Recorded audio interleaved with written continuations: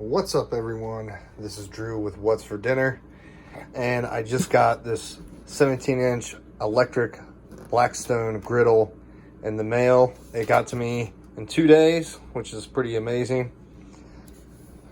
But I'm gonna unbox it for you guys. All I'm done is cut the tape, so let me get it on the ground and get it out of here. Bear with me because my tripod is currently broken. Glass top. Got some literature. Slide it out of here.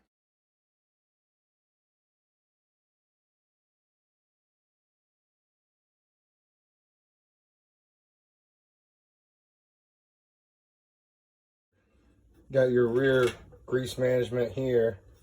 There's 2 little tabs, one on each side that goes into. And I wish the cord was just a tad bit longer, because my whole goal was to use it under the range hood. So, okay, so I believe this goes all the way up to 500, which when I worked at a restaurant, I think we put it up to 325 and still cooked pretty quickly. But this is probably a little different because obviously that was gas. So I'm gonna crank this up. I'll put some avocado oil down. It's not like this is cast iron or anything, just non-stick surface. Yeah, now I can stop using my other Blackstone and give it a rest. And for the first cook, I'm just gonna cook a couple of these bratwurst grillers from Johnsonville, and a couple of these cheddar brats with some beer and brat mustard and yellow American cheese and some steak and chop.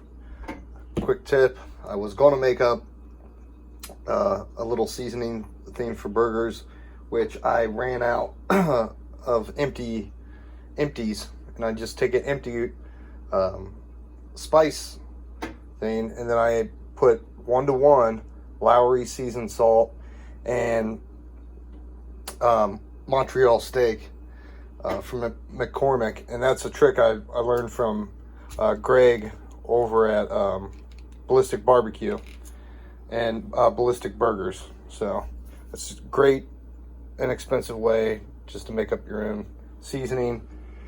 I did crank it to 425. It does seem to be a lot hotter. You see the steam coming out, but Tom Horseman style, we'll be back to give you a look-see here in just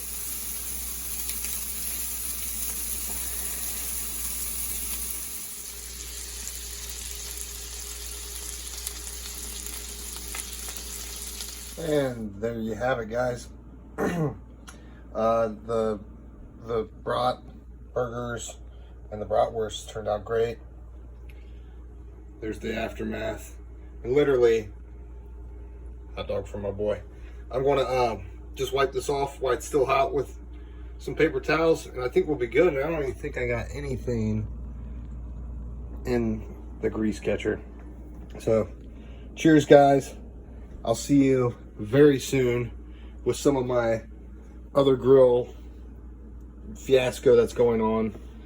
So, cheers. Please hit that like, and if you liked what you seen, do me a favor and hit that subscribe button. Thanks again. Bye. So this is just after I wiped it down. I almost forgot. I give it an 8.5 out of 10. Reason being, the cord could be a little bit longer. They know that you're going to be cooking with this inside. Cord could be longer. The top's great. I haven't steamed any cheese on burgers yet, but it'd be great for that.